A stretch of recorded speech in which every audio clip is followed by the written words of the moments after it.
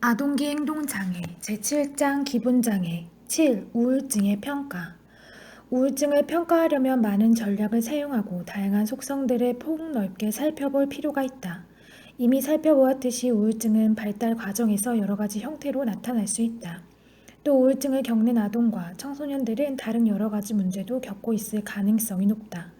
더욱이 우울증의 발달에는 다양한 요인들이 영향을 미칠 수 있기 때문에 아동 각자의 개인적 특성뿐만 아니라 부모와 가족 그리고 아동의 사회적 환경을 평가하는 것이 유익할 것이다. 일반적인 임상 면접과 아동 행동 체크리스트와 같은 도구가 많이 사용된다. DSM 진단을 내리고 특히 우울증과 관련 개념들에 초점을 두는 다양한 측정치를 알아보기 위해 여러 가지 면접 기법이 개발되었다. 이러한 면접 기법 및 평가 도구들은 아동과 청소년의 우울증 치료와 연구를 크게 촉진시켰다. 우울증을 측정하는 도구 중에서는 자기보고가 가장 널리 사용된다. 자기보고 도구는 슬픔이나 무가치한 느낌과 같이 우울증의 특징을 이루는 핵심적인 문제들이 주관적이라는 점에서 대단히 중요하다. 아동 우울증 검사 CDI는 이런 유형의 도구들 중에서 가장 널리 사용되는 것으로 성인들에게 많이 사용되는 도구인 백우울증 검사를 바탕으로 만들어졌다. CDI는 청소년들에게 3개의 선택 항목 중에서 지난 2주 동안의 자신을 가장 잘 나타내주는 것을 고르게 한다.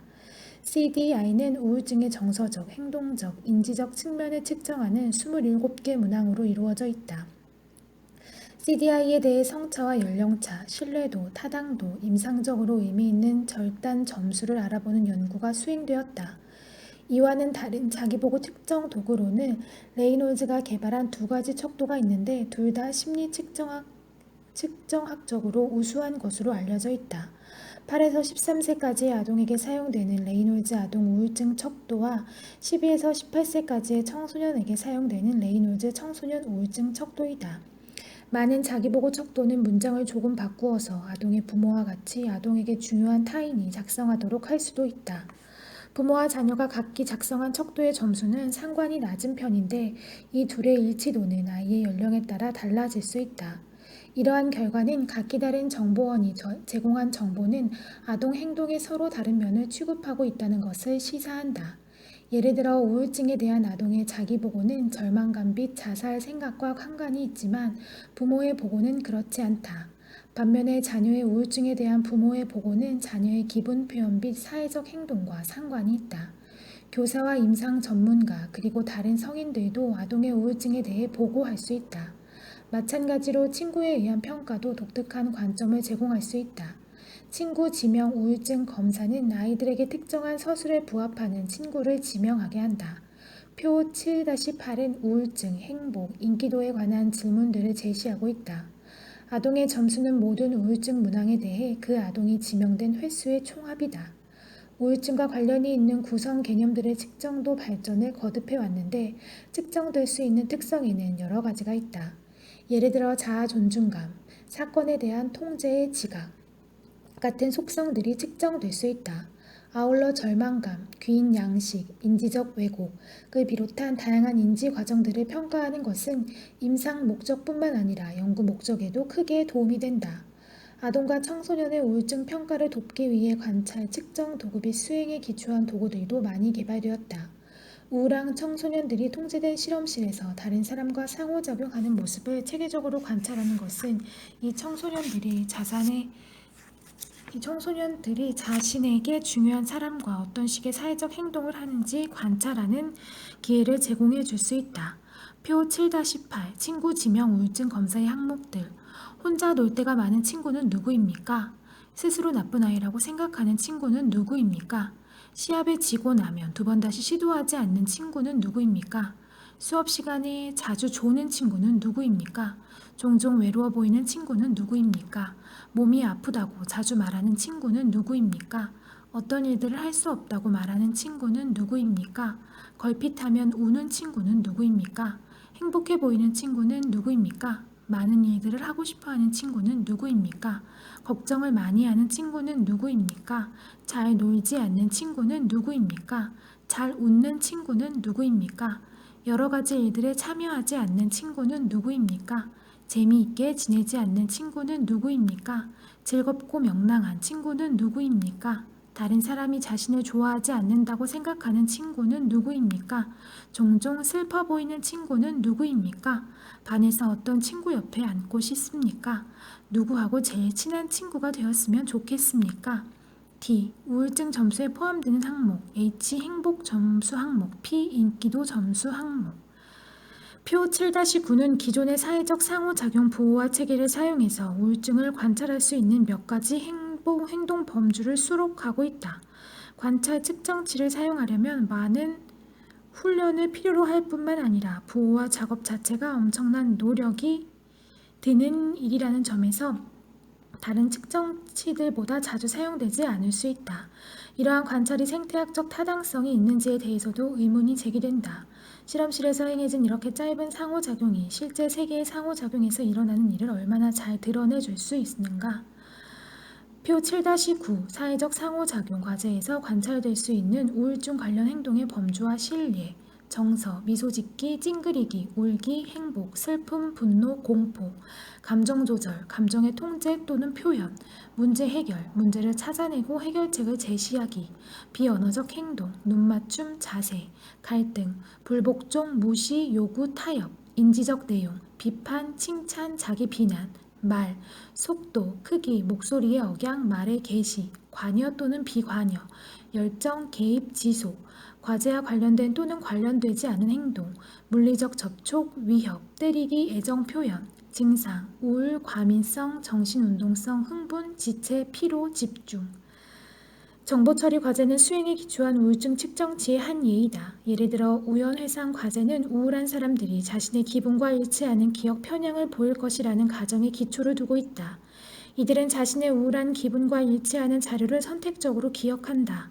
가령 이런 과제에서 아동에게 긍정적, 부정적, 그리고 중성적인 특질 형용사가 들어있는 단어 목록을 제시한다.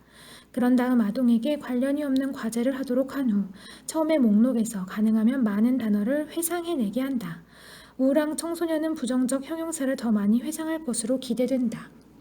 8. 기분장애의 치료 아동과 청소년, 특히 청소년의 우울증 치료는 최근 들어 부쩍 관심을 끌고 있다. 양극성 장애의 치료에 관해서는 얻을 수 있는 정보가 훨씬 적다. 그러나 우울증의 경우에도 성인의 치료에 관한 지식과 비교해 본다면 아동과 청소년의 치료에 대해서는 알려져 있는 바가 별로 없다. 이러한 괴리가 생기게 된 이유는 적어도 부분적으로 아동과 청소년의 우울증이라는 문제가 최근 들어서야 관심의 대상이 되었기 때문이다. 우울증이 있는 아동과 청소년에게 실시되는 치료는 주로 성인 우울증의 치료에 효과가 있었던 개입 방법이 적용되었다. 치료에 대한 논의는 연구가 가장 많이 이루어진 약물 치료와 인지 행동 치료에 역점을 두기로 하겠다. 1. 약물 치료 아동과 청소년들에게 항우울제를 처방하는 데 대해서는 여전히 논란이 일고 있다.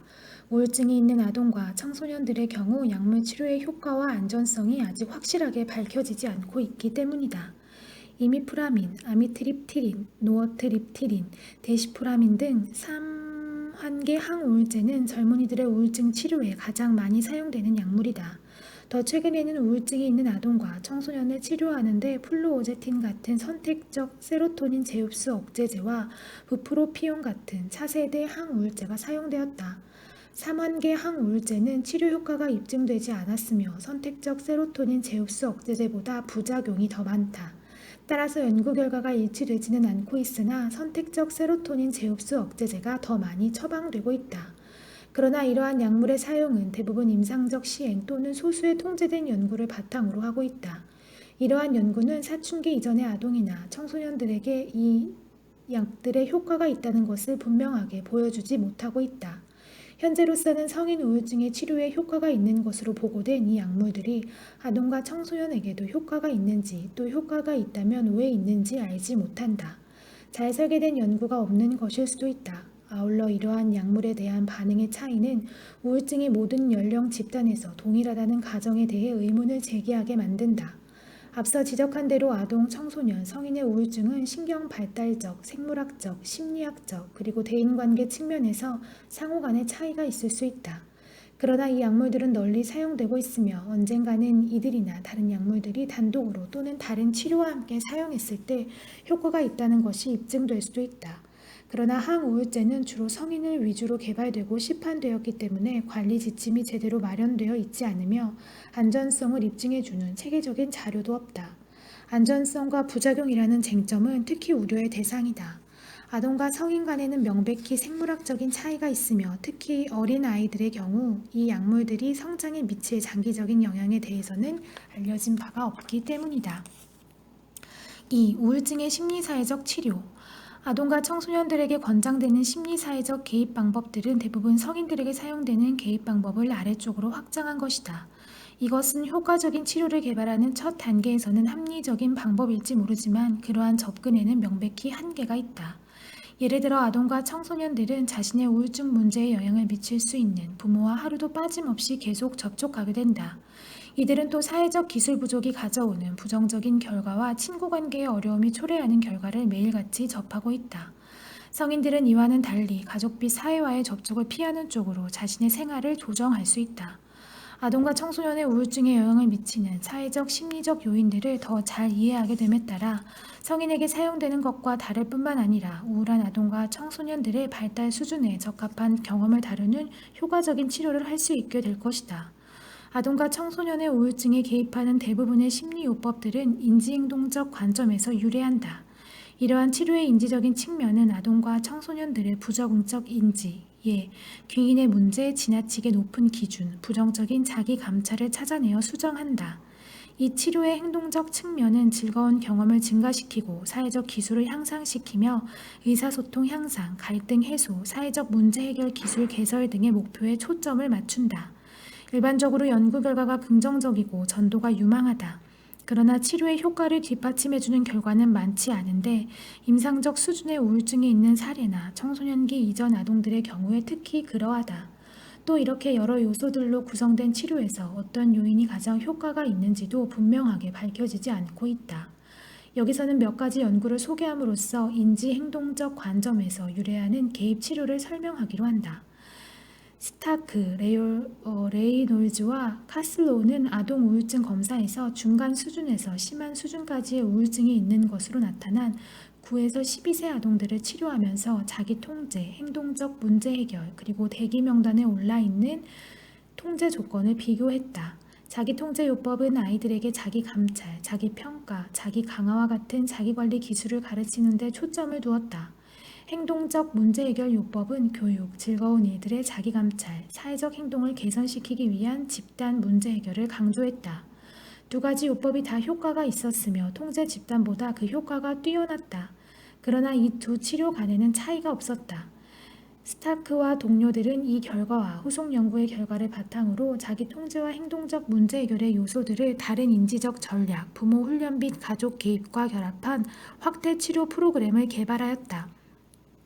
웨이즈와 동료들은 통제의 지각과 우울증의 관계를 기초로 한 인지-행동 개입 치료 조건과 치료받지 않은 통제 조건을 비교했다. 3에서 6학년 학까지의 연구 대상 아동들은 경미한 우울 증상으로부터 중간 수준까지의 우울 증상을 나타냈다. 이들은 학교에서 소규모 집단으로 치료를 받았다. 8번의 회기에 걸쳐 실시된 이 프로그램에서는 아이의 기분을 좋게 해주고 아이 스스로 가치가 있다고 생각하는 활동에 어떤 것들이 있는지 알아내고 이를 개발하는 데 도움을 주며 우울증을 일으키는 생각들을 알아내어 수정해주며 기분을 향상시켜주는 인지적 기법을 촉진하고 긴장을 완화시키고 긍정적인 심상을 갖도록 도와주는 통제 기술을 강조했다. 치료 집단은 통제 집단에 비해 치료가 끝났을 때와 9개월 후의 추정 연구에서 우울 증상이 현격히 감소했다. 이는 아동 우울증 검사 점수와 아동 우울증 평정 척도 개정판의 점수에 잘 나타나 있다. 그림 7-6은 이 결과를 보여주고 있다. 레인송과 동료들의 연구는 우울증이 있는 청소년들에게 인지행동 치료가 효과가 있다는 것을 보여준다. 이 연구는 우울증의 진단 기준에 부합하는 14에서 18세까지의 청소년들을 청소년과 부모 조건, 청소년 단독 조건, 대기 명단에 올라 있는 통제 조건의 세 조건 중 하나의 무작위로 배정하였다. 치료는 청소년용 우울증 대처 과정으로 알려져 있는 인지행동적 집단 개입, 우울한 청소년에게 문제라고 생각되는 영역들을 다루기 위한 목적의 기술훈련 다중요소 개입이었다. 청소년들은 16번에 걸친 2시간짜리 회기에 일주일에 2번씩 참석했다. 이 회기들에서는 긴장을 완화시키고 즐거운 일들을 증가시키며 비합리적이고 부정적인 사고를 통제하고 사회적 기술을 늘리는 방법을 가르치며 갈등 해소 기술을 가르치는 데 초점을 둔다. 부모가 관여하는 조건에서는 부모들이 매주 한 번씩 9주에 걸친 회기에 참석했다. 그들은 10대인 자녀가 어떤 기술들을 배웠는지 통보받았으며 문제 해결 및 갈등 해소 기술을 배웠다. 두 치료 집단은 대기 명단 총재 조건에 비해 우울 측정치에서 향상을 보였다. 예를 들어 치료가 끝났을 때 청소년 부모 조건에서는 52.4%, 청소년 단독 조건에서는 57.1%의 청소년들만이 진단 기준에 부합했으나 통제 조건에서는 94.7%가 진단 기준에 부합했다. 치료 집단의 청소년들을 치료가 끝난 후 2년 동안 추정 연구를 한 결과 치료의 효과가 그대로 유지되고 있었다. 통제 집단은 치료 집단의 치료 기간이 끝난 후 치료를 받기 시작했기 때문에 추정 연구를 하지 못했다. 브렌트와 동료들은 인지행동 치료와 행동주의적 가족 치료의 상대적 효율성을 비교하였는데 치료를 받는다는 것 자체가 갖는 불특정한 효과를 통제하기 위해 지원적 치료 조건을 포함시켰다. 이 연구에 참여한 모든 청소년들이 주요 우울장애 진단 기준에 부합하였다. 이 청소년들은 3에서 4개월의 기간 동안 12에서 16회기의 치료를 받았다. 인지행동 치료 조건의 아동들은 다른 두 조건의 아동들보다 더 큰 향상을 보였다. 그러나 이 치료를 받은 아동의 절반 이상이 주어진 치료 외에 추가적인 치료를 필요로 했다. 우울증이 심한 정도, 동시 발생 장애의 존재, 그리고 가족 문제가 추가 치료의 필요성을 예측했다. 대인관계 심리 치료의 효과를 검증한 연구도 두 가지가 있다. 이 연구들은 우울한 성인을 대상으로 한 대인관계 심리 치료를 청소년에 맞게 변형시켰다. IPT는 우울증은 그 원인이 무엇이든 개인의 인간관계와 밀접한 관련이 있다는 전제를 바탕에 두고 있다. 이 치료는 여러 가지 다양한 전략을 통해 슬픔, 논쟁, 역할 전환, 대인관계 결핍 등 청소년들이 현재 가지고 있는 인간관계의 문제들을 다룬다. 무프손과 동료들은 IPT를 받은 주요 우울장애 청소년들이 통제 집단 청소년들에 비해 우울 증상, 사회적 기능, 문제 해결 기술에서 더 큰 향상을 보였다는 것을 발견하였다. 로셀로와 베르날은 임상적 우울증이 있는 푸에르토리코 청소년 표본을 대상으로 IPT 집단을 인지행동 치료 집단 및 대기 명단에 올라있는 통제 집단과 비교하였다. 두 치료 집단이 통제 집단에 비해 우울 증상과 자기 존중감이 더 크게 향상되었다. 무프송과 동료들은 연구에 라틴계 청소년들을 대거 포함시켰으며 로셀로와 베르날은 라틴 문화의 인간관계 측면들인 대인 접촉 선호와 다른 인간관계보다 가족을 우위에 놓는 경향을 치료에 통합하려는 노력을 했다는 점에 주목할 필요가 있다. 이런 노력은 여러 문화 집단을 대상으로 치료의 효과를 평가하는 것이 중요하다는 것을 보여준다. 인지행동적 관점에 기초한 치료와 아동과 청소년 우울증의 대인관계 및 가족 측면을 다루는 치료는 전도가 유망하다. 그러나 앞으로 대규모의 통제된 치료 연구가 더 많이 이루어질 필요가 있다. 성공적인 치료 전략은 우울증의 여러 측면, 그리고 우울한 아동과 청소년들의 사회 환경과 가정 환경의 여러 측면을 다룰 수 있는 요소들을 고려할 필요가 있을 것이다. 3. 우울증의 예방. 아동과 청소년 우울증의 여러 측면들은 예방을 목적으로 한 개입의 잠재적 가치를 보여준다. 우울증에 걸릴 위험이 높은 아동과 청소년들은 가족적 위험, 발병의 절정기, 하위 임상적 수준에 해당하는 우울증의 초기 에피소드와 같은 요인들에 의해 확인될 수 있다. 또 우울증은 흔히 에피소드가 재발한다는 특징을 가지고 있기 때문에 아동기의 조기 개입은 장애의 장기적인 진행 과정에 영향을 줄 수 있다. 아동 우울증의 예방에 대한 연구는 그리 많지 않지만 이 접근이 전망이 밝다는 점이 지적되고 있다. 클라케크 등은 1625명의 청소년을 선발하고 이 가운데 우울 증상을 경험하기는 했지만 우울증의 진단 기준에는 미치지 않는 집단을 찾아냈다. 이 청소년들은 일상적인 보살핌이라는 통제 조건 또는 15회기에 걸친 인지행동적 개입, 치료 조건 중 하나에 무작위로 배정되었다. 이 두 집단은 또 외부에서 자신이 원하는 보살핌을 어떤 것이든 받는 것이 허용되었다. 12개월 후의 추적 검사에서 이 두 집단은 주요 우울증 또는 기분 부전증 발생률에 의미 있는 차이가 있었다. 즉 치료 집단은 14.5%, 통제 집단은 25.7%의 발생률을 보였다. 제이콥스 등은 아동 우울증 검사에서 높은 점수를 받은 10에서 13세까지의 아동들을 찾아내고 이들의 가정에 부부 갈등이 심각하다고 보고했다.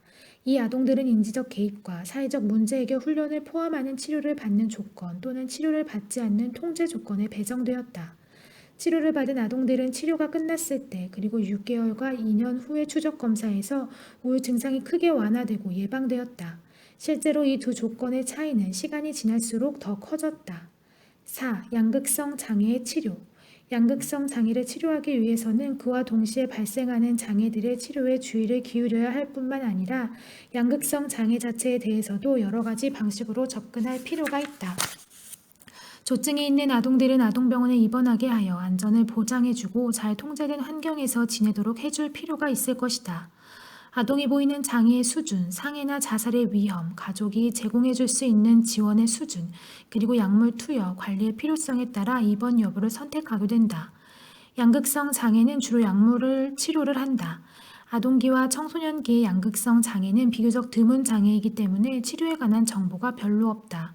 치료는 주로 성인 연구의 결과에 의존하고 있는데 성인의 결과를 청소년이나 사춘기 이전의 아동에게 일반화하는 것은 문제가 많으며 부작용에 대한 정보도 있어야 한다.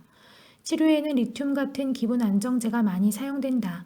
양극성 장애 우울증 측면은 우울증 치료를 설명할 때 나왔던 선택적 세로토닌 재흡수 억제제 같은 약물로 치료한다. 양극성 장애의 주된 치료는 약물 치료이지만 부모와 가족을 대상으로 이 장애에 대한 교육을 하는 것도 중요하다. 뿐만 아니라 흔히 개인 치료와 가족 치료가 권장된다. 이런 개입 치료는 보통 성인 환자용 프로그램을 수정해서 사용하며 우울증의 심리사회적 치료에서 설명되었던 많은 요소들을 포함하고 있다. 앞으로 아동과 청소년이 겪는 양극성 장애를 치료하는 데 들어있는 심리사회적 요소에 대해 연구할 필요가 있다.